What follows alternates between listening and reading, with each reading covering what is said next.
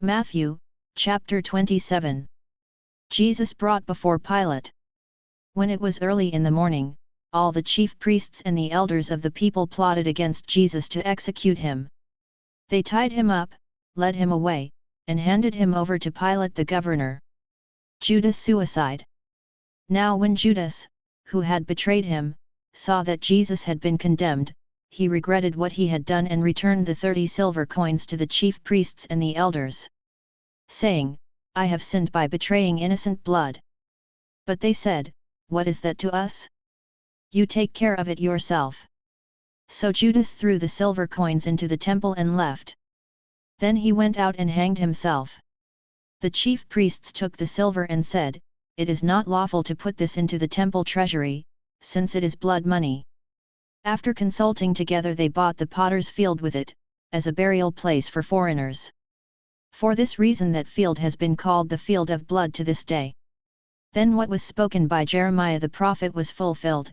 They took the 30 silver coins, the price of the one whose price had been set by the people of Israel. And they gave them for the potter's field, as the Lord commanded me. Jesus and Pilate. Then Jesus stood before the governor, and the governor asked him, "Are you the king of the Jews?" Jesus said, "You say so." But when he was accused by the chief priests and the elders, he did not respond. Then Pilate said to him, "Don't you hear how many charges they are bringing against you?" But he did not answer even one accusation, so that the governor was quite amazed. During the feast the governor was accustomed to release one prisoner to the crowd, whomever they wanted. At that time they had in custody a notorious prisoner named Jesus Barabbas.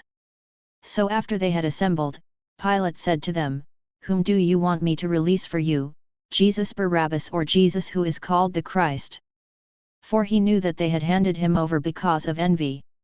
As he was sitting on the judgment seat, his wife sent a message to him, "Have nothing to do with that innocent man, I have suffered greatly as a result of a dream about him today." But the chief priests and the elders persuaded the crowds to ask for Barabbas and to have Jesus killed.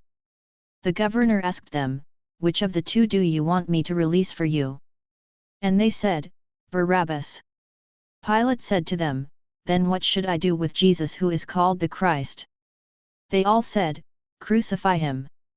He asked, "Why? What wrong has he done?" But they shouted more insistently, "Crucify him." Jesus is condemned and mocked. When Pilate saw that he could do nothing, but that instead a riot was starting, he took some water, washed his hands before the crowd and said, "I am innocent of this man's blood. You take care of it yourselves." In reply all the people said, "Let his blood be on us and on our children." Then he released Barabbas for them. But after he had Jesus flogged, he handed him over to be crucified. Then the governor's soldiers took Jesus into the governor's residence and gathered the whole cohort around him. They stripped him and put a scarlet robe around him. And after braiding a crown of thorns, they put it on his head. They put a staff in his right hand, and kneeling down before him, they mocked him, "Hail, King of the Jews!" They spat on him and took the staff and struck him repeatedly on the head. When they had mocked him, they stripped him of the robe and put his own clothes back on him. Then they led him away to crucify him. The crucifixion. As they were going out, they found a man from Cyrene named Simon, whom they forced to carry his cross. They came to a place called Golgotha, which means place of the skull, and offered Jesus wine mixed with gall to drink. But after tasting it, he would not drink it. When they had crucified him, they divided his clothes by throwing dice. Then they sat down and kept guard over him there. Above his head they put the charge against him, which read, "This is Jesus, the King of the Jews." Then 2 outlaws were crucified with him, one on his right and one on his left. Those who passed by defamed him, shaking their heads, and saying, "You who can destroy the temple and rebuild it in 3 days, save yourself.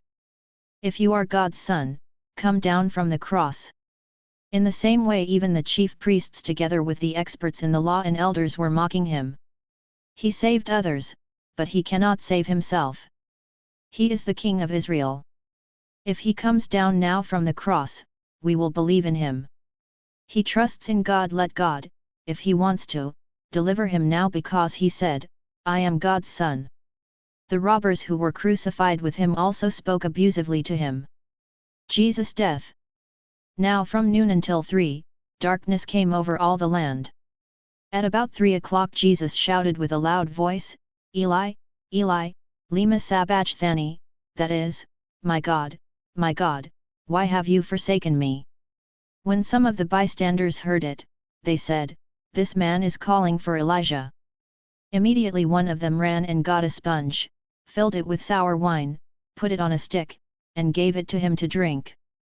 But the rest said, leave him alone. Let's see if Elijah will come to save him. Then Jesus cried out again with a loud voice and gave up his spirit. Just then the temple curtain was torn in two, from top to bottom. The earth shook and the rocks were split apart. And tombs were opened, and the bodies of many saints who had died were raised. They came out of the tombs after his resurrection and went into the holy city and appeared to many people. Now when the centurion and those with him who were guarding Jesus saw the earthquake and what took place, they were extremely terrified and said, truly this one was God's son. Many women who had followed Jesus from Galilee and given him support were also there, watching from a distance. Among them were Mary Magdalene, Mary the mother of James and Joseph, and the mother of the sons of Zebedee. Jesus' burial. Now when it was evening, there came a rich man from Arimathea, named Joseph, who was also a disciple of Jesus. He went to Pilate and asked for the body of Jesus. Then Pilate ordered that it be given to him. Joseph took the body, wrapped it in a clean linen cloth, and placed it in his own new tomb that he had cut in the rock.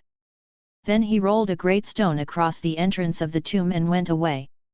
Now Mary Magdalene and the other Mary were sitting there, opposite the tomb. The guard at the tomb.